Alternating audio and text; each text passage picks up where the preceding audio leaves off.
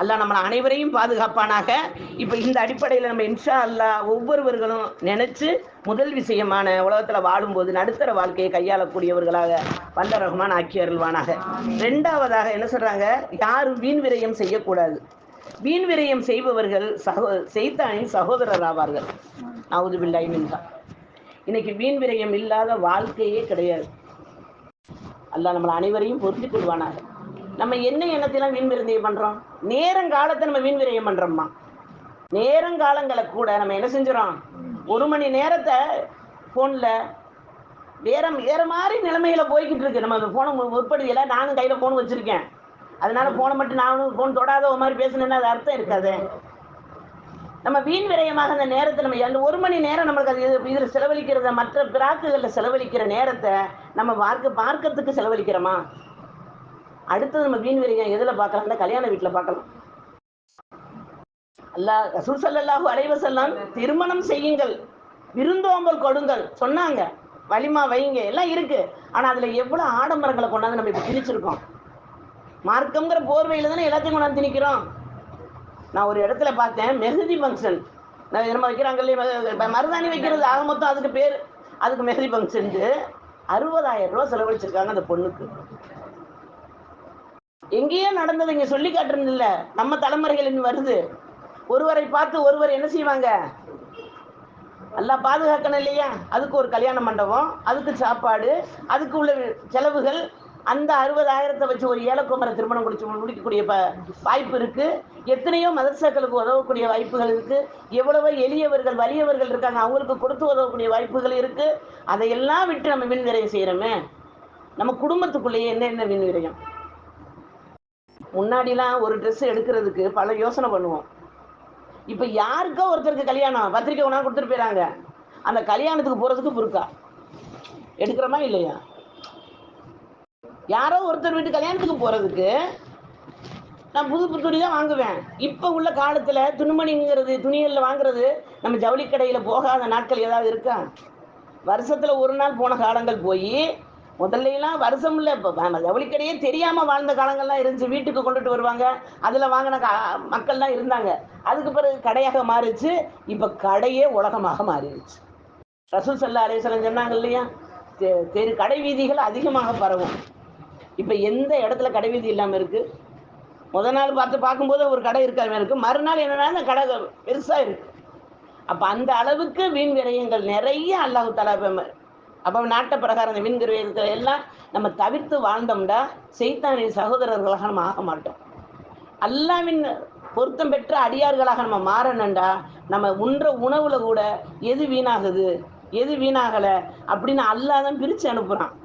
நம்ம ஒரு சாப்பிட்ற ஒரு சாப்பாடை, இப்போ கீரை வாங்கி திண்டா கண்ணுக்கு நல்லதுன்னு நம்ம எல்லாரும் சொல்கிறோம்ல. பீட்ரூட் ஜூஸ் குடித்தா ரத்தம் ஊறுமா? ஏன் அந்த பீட்ரூட்டு சிவப்பாத்தனை இருக்குது, அது ரத்தமாக மாற்றுங்களேன் யாராச்சும். அப்படிப்பட்ட விஞ்ஞானம் வந்திருக்கா இப்ப? அப்ப நம்ம அல்லாஹ் நாடுனாலதான் நம்மளுக்கு என்ன செய்யறான் அல்லாஹ் தஆலா, அதாவது அந்தந்த இடத்துக்கு பிரிச்சு விடுறான். தண்ணி குடிங்க, அந்த தண்ணியை என்ன செய்யறான் அல்லாஹ் தஆலா மாற்றி அமைச்சு நம்மளுக்கு என்ன செய்யறான், உடலுக்கு தேவை உள்ளதை வச்சு உடம்ப பூரா கழுவி அதை என்ன செய்யறான், சுத்தப்படுத்தி அந்த அழுக்கு தண்ணியை வெளியேற்றி விடுறான். எப்படிப்பட்ட அற்புதத்தை அல்லாஹ் செஞ்சுக்கிட்டு இருக்கான். அப்படிப்பட்ட ரப்ப மனதில் உள்ளத்துல நினைச்சு நம்ம வீண் விரயங்களை செய்யாம வாழ்ந்தோம்டா இன்ஷா அல்லாஹ் ஒருபோதும் ஏழையாக மாட்டார்கள்ங்கிறாங்க. வீண் விரயம் செய்யாமல் இருந்தோம்டா ஏழையாக மாற மாட்டோம். வீண் விரயத்துல அதிகமாக மாட்டினால் அல்லாஹ் பாதுகாக்கணும், மரணிக்கிறதுக்குள்ள ஏழையாகாமல் மரணிக்க மாட்டார்கள்ங்கிறாங்க. தேவைகள் அடுத்தவர்கிட்ட முறையிடுவதே உங்களுக்கு ஏழை தானம்மா. ஏறப்பிட்ட சொல்றது வேற, நம்ம மனிதர்கிட்ட சொல்றது வேற இல்லையா? ஏறப்பு ஒருபோதும் கைவிட மாட்டான், எனக்கு நான் தருவான், நீ தான் தரணும், வேற யாரு தர? நீ தானே எனக்கு துனியாவில் விட்ட, நீ தராம எனக்கு யாரு தருவா? நீ தந்து உதவியா அல்லான்னு அவன்கிட்ட உரிமையோட கேட்கக்கூடியவன், போராடலாம். ஏன் இவங்க மூசா அலைஹிஸ்ஸலாம்லாம் அல்லாஹ்ட்ட எத்தனையோ முறை சண்டை பிடிச்சிருக்காங்க. மூசா அலைஹிஸ்ஸலாம் கேட்குறாங்க, யா அல்லாஹ் ரிஸ்க்குல விஸ்தீரம் கிடைக்க என்ன செய்யணும்? மூசா அலைஹிஸ்ஸலாம் கேட்குறாங்க, ரிஸ்க்குல உணவு விருத்தி கிடைக்கிறதுக்கு, அதாவது அபிவிருத்தி கிடைக்கணும்னா பரக்கத்தாக இருப்பதற்கு என்ன செய்யணும்? அல்லாஹ் தஆலா சிம்பிளா சொன்னான், ஒழுவை பேணிக் கொள்ளுங்கள் தான். இன்னைக்கு அந்த ஒழு நம்மளுக்கு பெரிய பயங்கரமா இருக்கு. எல்லாம் பாதுகாக்கணும். 5 வேளை தொழுகைக்கு மட்டும் எடுக்கக்கூடிய பெண்கள் எவ்வளவு பேர் இந்த இடத்துல உட்காந்துருக்கோம். குரானை எடுக்கும்போது மட்டும் ஒழு. இப்போ இந்த இடத்துல குரானை எடுத்துட்டாங்கன்னு ஒருத்தர் கேட்டாங்கன்றா மொத்தமாக எல்லாரும் நம்ம எந்திரிக்கணும். ஏன்னு கேட்டால் ஒழுவோட நான் இருக்கேன்னு காட்டுறேன். நான் எடுக்க மாட்டேன், நீ எடு. நான் ஒழு இல்லாமல் இருக்கேன், நீ எடு அப்படின்டா அந்த ஒழுவை நம்ம வந்து பாரமாக எடுத்துக்கிறது. அப்போ இதையும் நம்ம என்ன செய்யணும், அந்த அந்த ஒளி செய்கிறதுல கூட விண்விரையம் இருக்கக்கூடாதுன்னு இருக்காங்க ரசூல் ஸல்லல்லாஹு அலைஹி வஸல்லம். ஓடுற தண்ணியில் கூட நீங்கள் என்ன செய்யுங்க, 4 முறை வாயு ஒப்பளிக்காதீங்கன்னு இருக்காங்க. அதுவும் வீண் விரயம் இருக்காங்க. இன்னைக்கு நம்ம எதுலையெல்லாம் நம்ம வீண் விரயம் செஞ்சுக்கிட்டு இருக்கோம். அல்லாஹ் பாதுகாக்கப்பானாக. வீண் விரயம் இல்லாத வாழ்க்கையை அல்லாஹ் தந்தருள்வானாக.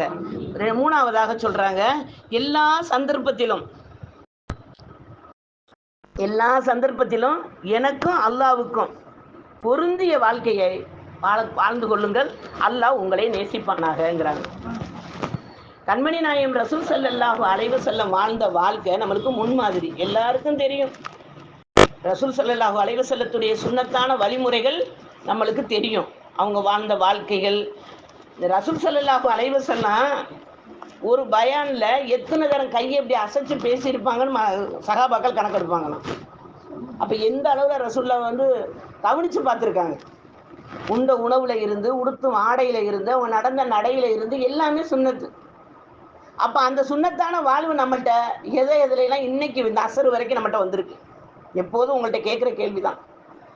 நம்மளையே யோசிச்சு பார்ப்போமே, காலையில் முழிச்சதுல இருந்து அசர் வரைக்கும் நம்ம எத்தனை சுன்னத்துக்களை ஹயாத்தாக்கியிருக்கோம். தொழுகை மட்டும் சுன்னத்து கிடையாது, தொழுகையில் வரக்கூடிய சுன்னத்து எல்லா விஷயத்துலையும், நம்ம பல் துளக்கிறதுல இருந்து, நம்ம பாத்ரூம் போகிறதுல இருந்து, ஒளி செய்கிறதுல இருந்து, நம்ம தண்ணி குடிப்பதில் இருந்து, இந்த மஜ்லிஸில் நம்ம அமர்ந்திருக்கிறது வரைக்கும். இந்த மஜ்லிஸில் நம்ம அமர்ந்திருக்கோம்னா ஒவ்வொரு மனிதரும் 11 சுன்னத்தை ஹயாத்தாக்குறோம். 11க்கு 110 நன்மை. அல்லாஹ் சும்மாவெல்லாம் நம்ம வெளியில் போக விட மாட்டான். நன்மைகளை மொத்தமாக கொட்டி கொடுத்து தான் அல்லாஹ் அனுப்புவான். ஆனால் நம்மளுக்கு அது தெரியாததுனால அது வெளிச்சு நம்மளுக்கு புரியலை. நம்ம உலகமே என்ன செய்யுது, செல்வத்தால் மயங்கிறதுனால செல்வத்தை கொண்டே நம்ம என்ன செய்கிறோம், உலகத்தை பார்த்துக்கிட்டு வரோம். அதுக்காக வேண்டி பணம் இல்லாமல் வாழ்பவர்களுக்கு இவ்வுலகம் இல்லை. அது நம்ம தேவைக்கு பயன்படுத்தணும். அல்ஹம்துலில்லாஹ் தேவைக்கு ரப்புகிட்ட கேட்கணும், அல்லாஹ் தருவான். நம்மளுக்கு அல்லாஹ்வுத்தாலா கொடுப்பதற்கு தான் அல்லாஹ் அனைத்தையுமே படைச்சிருக்கான். அவனுக்கு ஏதாவது தேவையா? அவன் தேவையற்றவன் சொல்லிட்டான். தேவையற்றவன், எனக்கு ஒன்றுமே அவன் வேணான்ட்டான். அப்போ ஏன் அல்லாஹ்வுத்தாலா உலகத்தில் இவ்வளவு மரம் செடி கொடி எல்லாத்தையும் எதுக்கு அப்படி படைச்சு வச்சிருக்கான்? உணவு உண்றதுல தான் எத்தனை வகையான உணவு, எத்தனை வகை. அல்லாஹு அக்பர். அப்போ அல்லாஹ்வுத்தாலா இத்தனையும் எதுக்காக? தனக்கு தேவையில்லை. இப்போ நம்ம என்ன செய்வோம், நமக்கு உள்ளதை வச்சுக்கிட்டு தான் பிறருக்கு கொடுக்க பிரியப்படுவோம். ஆனால் அல்லாஹ் அவனுக்கு தேவையில்லைன்னு ஆக்கி அனைவருக்கும் நம்மளுக்கு கொடுக்கறதுக்காகத்தான் எல்லாம் வச்சிருக்கான். அந்த ரப்புல் ஆலமீன் நம்ம மனமுருகி கேட்டோம்டா நிச்சயமா அல்லாஹ்வுத்தாலா தருவான்.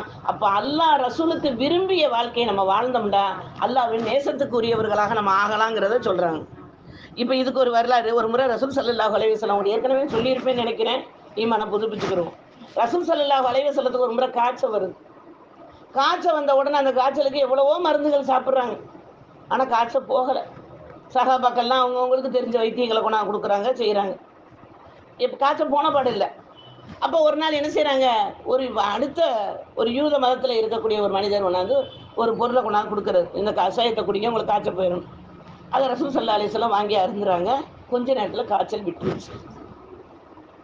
காய்ச்சல் விட்ட உடனே ரப்புல் ஆலமீன் இவங்க நினைக்கிறாங்க காய்ச்சல் வந்து சகாபாக்கெல்லாம் சொல்கிறாங்க, நம்மெல்லாம் கொடுக்கும்போது காய்ச்சல் வெளியே இந்த மனிதர் கொடுத்ததுக்கு பிறகு காய்ச்சல் போயிருச்சு அப்படின்னு சொல்லும்போது, இப்போ நம்மளாக இருந்தால் என்ன சொல்லுவோம், அவர் கொண்டாந்து கொடுத்தாரு, அது நல்லா சலாமத்தாயிருச்சு, நல்ல எண்ணத்தோட கொண்டாந்து கொடுத்தாரு, எக்ஸ்ட்ரா பிட்டுலாம் போடுவோம்.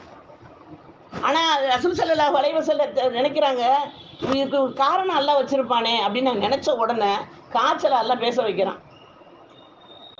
தன்கிட்ட இருந்து போகிற காய்ச்சல்கிட்ட பேச வைக்கிறான் ரசூல் ஸல்லல்லாஹு அலைஹி வஸல்லத்திட்ட.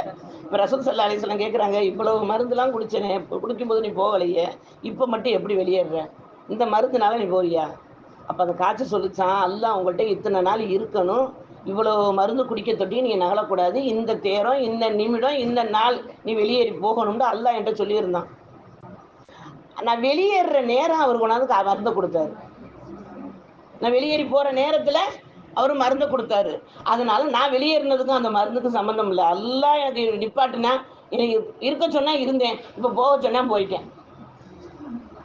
அப்போ நம்ம சொல்லுவோம் இல்லையா, காக்கா உட்காந்து பனைப்பழம் விழுந்துச்சுன்னு சொல்லுவோம் இல்லையா, ஒரு பனைப்பழம் அந்த காக்கா உட்காந்து பனைப்பழம் விழுகுமா? அப்போ இதில் இந்த அர்த்தத்தில் என்னென்னா, ஒரு மனிதர் வந்து இந்த நேரத்துல தான் இது விலகும்னு அல்லாஹ்வுடைய நாட்டம் இருந்தா அந்த மனிதரை கொண்டு அல்லாஹ் தஆலா உதவி செய்ய வைப்பான். அப்ப அந்த உதவி அல்லாஹ்வின் புறத்துல இருந்துதான் வருதுன்னு யக்கீன் கொள்வதற்கு பேரு தான் அல்லாஹ்வையும் ரசூலையும் பொருந்தி வாழ்வது. அல்லாஹ்வையும் ரசூலையும் நம்ம பொருந்தி வாழ்வது அந்த காரணத்தினால தான். அப்ப நம்ம இன்ஷா அல்லாஹ் ஒவ்வொரு பேர் அப்துல் கிஃபார் ரலியல்லாஹு தஆலாவுடைய வரலாறுல 3 விஷயம் சொன்னாங்க இல்லையா? 3 பேருக்கு நீ வந்து சொந்தம். நம்ம வச்சிருக்கிற பொருள் சொன்னாங்களே, ஒண்ணு தக்தீருக்கு, அடுத்தது வாரிசுக்கு, அடுத்தது அதுக்கு இதுல படிச்சது வாரிசுக்கு கரெக்டா சொல்லிட்டீங்க. இன்னொன்னு அல்ஹம்துலில்லாஹ். 3வது தான் நமக்கு. நமக்கு உள்ளதை நம்ம யாராருக்கெல்லாம் கொடுக்குறோம். அப்ப அந்த தக்தீரை நம்ம நம்பக்கூடியவர்களாக இருந்தோம்டா நிச்சயமா அது அதோடைய வானிலை இருப்போங்கிறத நம்ம புரிஞ்சுக்கிறோம். இப்ப அல்ஹம்துலில்லாஹ். அப்ப இந்த விஷயத்துல நம்ம அந்த இந்த உறுதி நம்மகிட்ட இருக்கா? அப்போ ஒரு மனிதனுக்கு அல்லாஹு தாலா கெடுதியை கொடுத்தாலும் அது நலவாக மாற்றி கொடுப்பது நம்மளுடைய யக்கீனை கொண்டு, ஈமானை கொண்டு அல்லாஹு தாலா நம்மளுக்கு அல்லாஹு தாலா மாற்றி கொடுப்பாங்கிற நம்பிக்கையை நம்ம அல்ஹம்துலில்லாஹ் அல்லாஹு தாலா ஆக்கி அருள்வானாக. ரசூல் ஸல்லல்லாஹு அலைஹி வஸல்லம் சொல்றாங்க, ஒரு மூமினுக்கு கெடுதி என்பதே இல்லை, அவன் அல்ஹம்துலில்லாஹ் சொல்லும் வரையிலும். சுப்ஹானல்லாஹ். எது சொன்னாலும், எது கிடைச்சாலும் அல்ஹம்துலில்லாஹ். மொய்தீன் அப்துல் காதர் ஜீலானி ஹதீஸல்லாஹு ஜில்லல்லாஹு சொன்னாங்க இல்லையா? கப்பல் போகுதுன்றாங்க, அல்ஹம்துலில்லாஹ்ன்றாங்க. கப்பல் கவுந்துருச்சுன்றாங்க, அல்ஹம்துலில்லாஹ்ன்றாங்க. கப்பல் இவ்வளவு கவலைன்றாங்க, அல்ஹம்துலில்லாஹ்ன்றாங்க. எல்லாத்துக்கும் சேர்த்து நீங்க அல்ஹம்துலில்லாஹ் அல்ஹம்துலில்லாஹ்னு சொல்றீங்களே, என்ன காரணம்னு கேட்டதுக்கு என்ன சொன்னாங்க?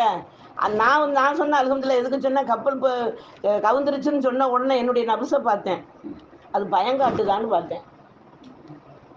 அவங்களுக்கு கப்பலில் போன சரக்கு பூரா கவுந்துருச்சு, நீ அவ்வளவுதான், நீ ஏழைன்னு அது சொல்லுமான்னு பார்த்தேன். ஆனால் அது ஒன்றும் சொல்லாமல் அமைதியாக இருந்துச்சு. இந்த அமைதியான நபுசு கொடுத்த அல்லாஹ்வுக்கே அல்ஹம்துலில்லாஹி ரப்பில் ஆலமீன் சொன்னேன். அடுத்து கப்பல் கவரல, நல்லா போய்கிட்டே இருக்கு, தப்பான தகவல் வந்துருச்சுன்னு சொன்ன உடனே என் நபுசை பார்த்தேன், அது குதியாட்டம் போடுமான்னு பார்த்தேன். கிடைச்சிருச்சு, நல்லா இருக்கு அப்படின்னு குதியாட்டம் போடுமான்னு பார்த்தேன். அதுவும் அமைதியாவே இருந்துச்சு. அப்ப இந்த நல்ல செய்தி வந்ததுக்கும் அது துள்ளல, கெட்ட செய்தி கிடைச்சதுக்கும் துள்ளல. அதை தந்த ரப்பே அல்ஹம்துலில்லாஹி ரப்பில் ஆலமீன் நான் சொன்னேன். சுப்ஹானல்லாஹ். அப்போ ஒரு மூமினுக்கு கெடுதி என்பதே இல்லை. இதுக்கு ஒரு கதை கூட உங்களுக்கு ஏற்கனவே சொல்லியிருக்கேனா என்னன்னு தெரியல, இருந்தாலும் சொல்றேன். சொல்லட்டுமா? கதைன்னு உண்மை பிள்ளைகளுக்கு பூரா சிரிப்பு வருது. எப்ப பார்த்தாலும் இந்த அம்மா ஒரு கதையை சொல்லுதேண்டு. ஏன்னா உதாரணங்கள் இல்லாம, படிப்பினைகள் இல்லாம, கதை வடிவு இல்லாம நம்ம வாழ்க்கையே இல்லை. ஏன்னா நாமளே ஒரு கதை தானே. அந்த கதையாக தான் வாழ்ந்து கொண்டு இருப்போம். ரசூல் ஸல்லல்லாஹு அலைஹி வஸல்லம் வரலாறாக வாழ்ந்தார்கள், சஹாபாக்கள் வரலாறாக வாழ்ந்தாங்க. அந்த வரலாற்றின் துணுக்கத்தை நம்ம தெரிஞ்சு நம்மளுடைய வாழ்க்கையை நம்மளுடைய சந்ததிகளுக்கு வரலாறாக இருக்கணுமோ ஒழிய கதையாக மாறிடக்கூடாதுங்கிறதுக்கு சில விஷயங்களை நம்ம மனசுல பதிய வைப்போம். ஒரு அரசர் இருக்காரு,